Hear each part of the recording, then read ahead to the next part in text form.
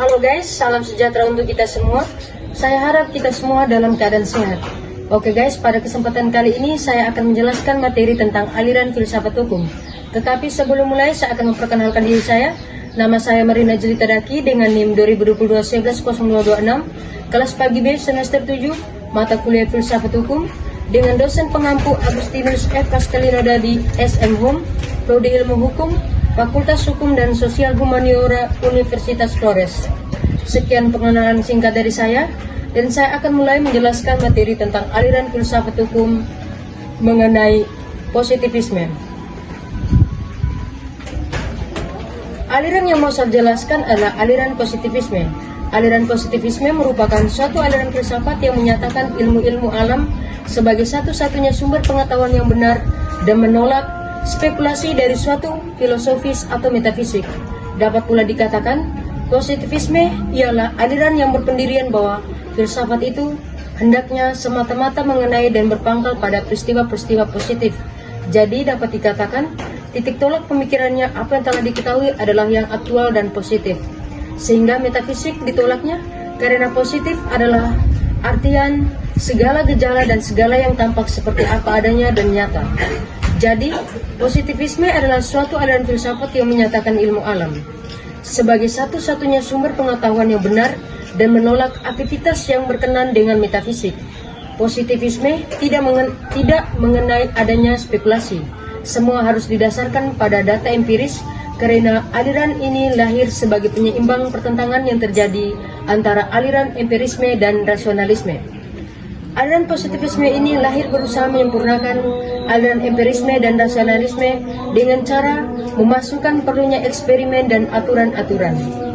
Tokoh utama aliran positivisme yang pertama Auguste Comte, lahir pada tahun 1798, wafat pada tahun 1857, filsuf Prancis yang merumuskan positivisme sebagai filsafat yang hanya mengakui pengetahuan yang berdasarkan fakta empiris dan metode ilmiah serta mengklasifikasikan perkembangan pengetahuan manusia menjadi teologis, metafisik, dan positif. Yang kedua, Saint-Simon, lahir pada tahun 1760, wafat pada tahun 1825, seorang sosialis utopis yang pertama kali memperkenalkan istilah positivisme sekitar tahun 1825, menekankan ilmu pengetahuan untuk mengatur masyarakat. Ketiga, John Stuart Mill, lahir pada tahun 1906, wafat 1873, mengembangkan positivisme sosial, mengaplikasikan metode ilmiah pada studi masyarakat dan sejarah. Yang keempat, John Austin, lahir pada tahun 1790, wafat 1859, dikenal sebagai bapak positivisme yang hukum, berpendapat bahwa hukum adalah perintah dari penguasa yang berdaulat dan dapat dipisahkan dari moralitas. Dan berikutnya, Hans Kelsen, lahir pada tahun 1881, wafat 1973, mengembangkan teori hukum murni, pure theory of law, yang menekankan hukum sebagai sistem norma yang otonom. Dan yang terakhir yaitu Hart, lahir pada tahun 1907, wafat pada tahun 1992, tokoh positivisme hukum yang modern yang memperkenalkan konsep aturan prima dan sekunder dalam istilah hukum.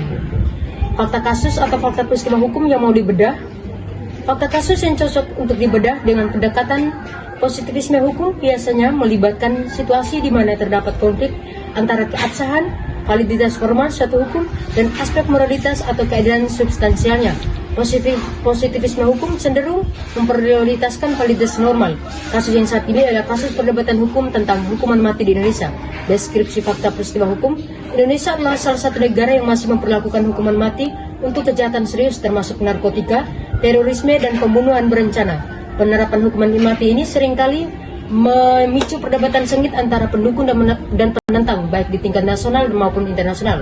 Fakta hukum positif, hukuman mati secara eksplisit diatur dan diakui sebagai sanksi pidana dalam berbagai undang-undang di Indonesia, termasuk Kitab Undang-Undang KUHP dan yang baru disahkan, serta undang-undang spesifik seperti Undang-Undang Narkotika Nomor 35 Tahun 2009. Prosedur eksekusi diatur secara rinci dalam hukum acara pidana.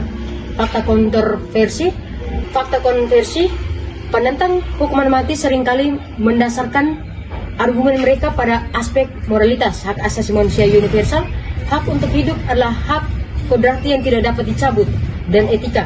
Mereka berpendapat bahwa secara moral, negara tidak berhak mencabut nyawa individu, tidak peduli seberapa mengerikan kejahatan yang dilakukan. Fakta penegakan, pemerintah Indonesia melalui Kejaksaan Agung dan lembaga peradilan secara konsisten menjalankan putusan hukuman mati yang telah berkekuatan hukum tetap, seperti yang terjadi pada beberapa eksekusi massal terhadap terpidana mati, kasus narkoba misalnya, Bali 9. Analisis beda kasus menggunakan kacamata positivisme hukum dengan menggunakan kerangka berpikir positivisme hukum, khususnya Austin dan Kelsen. Beda kasus ini akan fokus pada hal-hal berikut: validitas formal. Teori Hans Kelsen, seorang positivisme seperti Hans Kelsen, dan akan menganalisis apakah hukuman mati di Indonesia sah secara hukum berdasarkan hierarki norma. Pertanyaannya, bukankah apakah hukuman mati itu baik atau adil secara moral? Tetapi apakah landasan hukumannya, Undang-Undang Narkotika KUHP, didasarkan pada norma yang lebih tinggi, Undang-Undang 1945, dan dibuat oleh lembaga yang berwenang DPR dan pemerintah? Jika prosedur pembentukan undang-undang tersebut sah, maka hukuman mati adalah hukuman yang valid terlepas dari keberatan moral. Hukum sebagai perintah penguasa, teori John Austin. Austin mendefinisikan hukum sebagai perintah dari penguasa yang berdaulat, yang didukung oleh ancaman sanksi. Dalam kasus hukuman mati, fakta bahwa negara Indonesia sebagai penguasa berdaulat memperlakukan undang-undang tersebut dan melaksanakan melalui eksekusi menunjukkan bahwa itu adalah hukum yang menurut definisi Austin, aspek moralitas atau keadilan tidak relevan dalam menentukan apakah sesuatu itu hukum atau bukan.